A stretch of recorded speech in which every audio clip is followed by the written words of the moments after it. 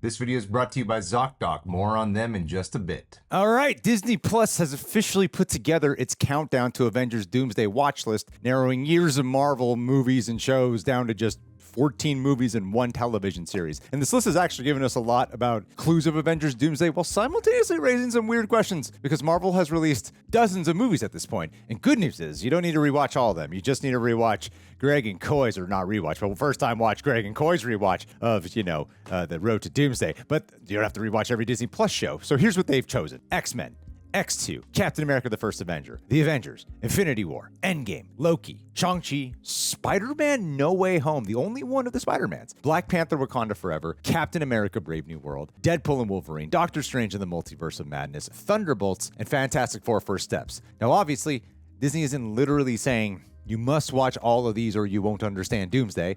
It's just their official countdown collection, like the best ones. But what makes this interesting to me isn't only what they selected, it's also what they left out. Like a lot of these choices are obviously, you just got to look at the trailer. Shang-Chi is literally in the Doomsday trailer fighting Gambit. Wakanda Forever gives you Shuri and Baku and Namor.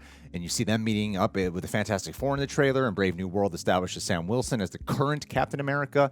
Thunderbolts gives us the new Avengers. Fantastic Four obviously establishing the Fantastic Four, Franklin, and then the Doctor Doom connection, sort of. Those make sense, but then we get into the choices that raise much bigger questions, like, why only X-Men and X2? This is actually kind of a strange part of the list to me because Disney is saying, watch X-Men 1, watch X-Men 2, and then apparently just stop, which is weird because the X-Men we've seen in Doomsday look a little closer to the later era of the movies, because we saw Patrick Stewart in there, Ian McKellen, and outside of James Marsden, he looks very different compared. And then we also have Sentinel. So a lot of the footage, especially in that first X-Men trailer, kind of reminded me a lot more of what the Days of Future Past timeline looked like. It seemed it might be one of the more obvious movies to rewatch, but it's not there. And neither is X-Men The Last Stand. And that's where I thought it got very, very interesting because Kelsey Grammer is obviously returning as Beast in Doomsday, but Grammer doesn't even become Beast until The Last Stand. And Disney doesn't want you watching it. Rebecca Romijn, she's back as Mystique, and we saw her in the trailer. She's fighting Yelena and shapeshifting into her and stuff. It's really cool. But Mystique lost her powers in The Last Stand. And yes, some of the clues, especially the way the movie ended, have an implication that the cure didn't actually really work. So sure, maybe Mystique's powers eventually come back. But it kind of feels to me like they're, how would I put it? Like Disney specifically telling you you don't need to watch it, right? Okay, so here it gets stranger. They don't include the Marvels, which is literally like the MCU's most recent appearance of Grammer's Beast. Monica ends up in an alternate reality. She wakes up, Beast walks in, Charles Xavier gets mentioned. And if that really is somehow directly connected to the X-Men we're about to meet in Doomsday, wouldn't the Marvels be pretty relevant homework? Apparently not. So what exactly is Marvel doing with these X-Men? Are they really the exact Fox X-Men we follow through that entire timeline? Or are they doing something closer to what the Halloween franchise has done multiple times? Like these first couple movies happened, we're taking these versions of the character, and from there, we're going in our own direction. Like if Superman Returns was meant to be Superman 1 and 2 count with Christopher Reeves, but 3 and 4, this is the real part 3 to that. Are they kind of doing that where only X-Men 1 and 2 matter in the timeline and the rest actually don't? Curious to know what you guys think, especially because Marvel has already taught us that the actor does not necessarily belong to which version of the character you're looking at. Professor X playing Patrick Stewart in Multiverse of Madness, but that's like a different Earth. Deadpool and Wolverine obviously gave us Hugh Jackman as Wolverine, but explicitly not the exact Wolverine whose story we followed through Logan. Same actor, bunch of different variants. So I think Disney might simply be saying, remember these X-Men. Remember Patrick Stewart as Xavier, Ian McKellen's Magneto, James Marsden's Cyclops. He wasn't killed off in X-Men The Last Stand because we're probably not going to count it.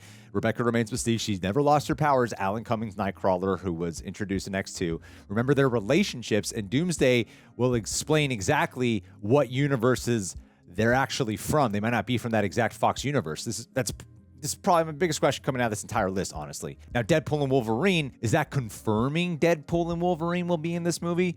Because, this is obviously something everyone will obsess over. It's a D&W. It's ketchup and mustard. And Ryan Reynolds has not officially been announced for Doomsday. Hugh Jackman has not officially been announced for Doomsday. Yet, the appearances that happen at Comic-Con and D23 seem very indicative of it. But Disney is telling you to watch their movie. So is this confirmation? Or is it only because Gambit's in here? They're having us watch the Loki show, so we don't need an explanation on TVA. Maybe it's the concept of Anchor being. It definitely made me raise an eyebrow, though. I mean, like, let's not pretend Hugh Jackman hasn't been one of the biggest rumor names surrounding this movie as who will be in it. And if they eventually show up, like, no one will be shocked to see them. But I would label this as a very interesting clue, not confirmation. Now, No Way Home. Does that mean Tobey Maguire? Because why this one? Spider-Man No Way Home. Not Homecoming, not Far From Home. Like, none of the Tom Holland ones. Not the Tom Holland one that just came out. Just a Spider-Man movie where Tobey Maguire comes back. And I mentioned Tobey because he's also been heavily rumored for Doomsday. So is this Disney quietly prepping people for Tobey's return? Because, again, Brand New Day isn't on the list. And I wouldn't necessarily take that as Tom Holland doesn't matter to Doomsday, especially because of their post-credit scene. Like, Brand New Day literally just came out. I don't know, maybe there's rights things. It's distributed by Sony. It's not something Disney can just immediately put into the Disney Plus collection, I think. I don't know. So in the absence of Brand New Day, I don't think that proves anything about Holland.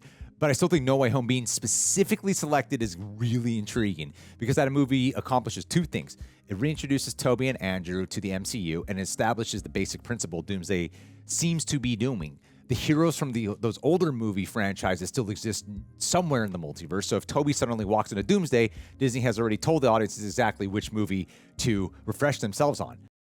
Real talk for a second. I'm not going to get into all the personal details, but recently my wife and I both had to see doctors, and it was one of those very adult reminders of, oh yeah, we actually have to take care of ourselves and be really smart right now. I'm usually terrible about this. I think I need to book that appointment and then remember the phone calls, the hold music, the back and forth, the monotonous stuff, figuring out who takes my insurance, and suddenly I'm like, you know what? I'm probably fine. Terrible plan. Walk it off like the old man used to say. Anyway, that's why this video is sponsored by Zocdoc, which my wife and I actually used recently. Zocdoc lets you search and compare local in-network doctors. Their website has tons of reviews from real patients and detailed doctor profiles, so you can look through your options and choose the one that feels right for you. Then you can see actual appointment openings and click to instantly book a visit. Instantly. No phone tag, no waiting on hold, no putting it off another 3 months because the process is annoying. And Zocdoc, it's free to use. Your health matters, and taking care of yourself shouldn't be complicated. Find and book the right doctor with Zocdoc. You can head to Zocdoc.com/rejects to get started and check that appointment off your to-do list. That's ZocDoc.com/rejects. Thank you, Zocdoc, for now being a part of our life and for sponsoring this video. Why Captain America, the First Avenger? Then there's that movie that doesn't seem weird until you actually talk about which Captain America film they chose. The First Avenger. Like, why go all the way only back there? Steve obviously returning, but if the goal was simply, remember Steve Rogers, we got the Avengers movies on here. Like, why not Winter Soldier? Why not Civil War? Why not remind us of even his relationship a little bit further with Tony? I think the answer is probably just coming down to Peggy. The First Avengers, the beginning of Steve and Peggy. It's the movie where Steve loses the life he was supposed to have with her. Then Disney also says, watch Endgame, which is the movie where Steve goes back and gets that life, right? And they're going to add on extra footage in the re-release. And now the very first Doomsday teaser shows Steve living with a child. Then in the newest footage, you got Doom accusing these characters of living stolen lives. All of you have lived stolen lives. And that's where a lot of theories, I think, get really interesting. And they're cutting around to everyone, like holding their kids. Did Steve go back in time? Did it create this whole Doctor Doom thing? Did it cause incursions? None of it's confirmed. But why specifically remind us of the beginning and ending of Steve's relationship with Peggy? Maybe First Avenger shows us the life Steve lost. Endgame shows him taking that life back. And Doomsday is going to question whether that happy ending came with some kind of consequence, which it seems like it does. Because Chris Evans, he's already described Steve's storyline in this movie as brutal. So if you're going to bring Steve back after what was essentially a perfect ending, I hope they don't just bring him back so he can, fight again. Attack the ending, make the choice he made in Endgame matter. And Doom accusing those heroes of living stolen lives makes me very interested in what he thinks Steve has stolen. Loki, being the only show, it's pretty huge. And then I think one of the loudest clues on this entire list, because Loki's the only television series. Why? Well, look where Loki is, at the end of season 2. Loki is essentially holding together the branching timelines of the multiverse. Yet the Loki we see in the trailer is not that version of Loki. But what's Doomsday about? Marvel has officially describe heroes from 3 distinct universes being put on a deadly collision course. There's absolutely no way I believe Loki is showing up in this movie just to say hello. So if Disney is telling general audiences out of all the Marvel television shows, this is the one you should know about. I think Loki is extremely important to understand what's actually happening in the multiverse. And there's an interesting connection. This Loki only exists because of the Avengers' actions in Endgame. The Avengers go back to 2012, right? Loki gets the Tesseract, he escapes. That creates the Loki variant we've now followed for 2 seasons. So once again, you have somebody living an entirely different existence because the Avengers changed what was supposed to happen.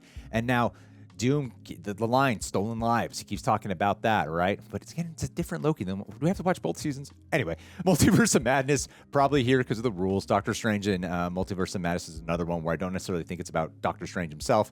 I believe Benedict Cumberbatch said he's not going to be in this one, but he'll be important in Secret Wars. I don't remember, actually.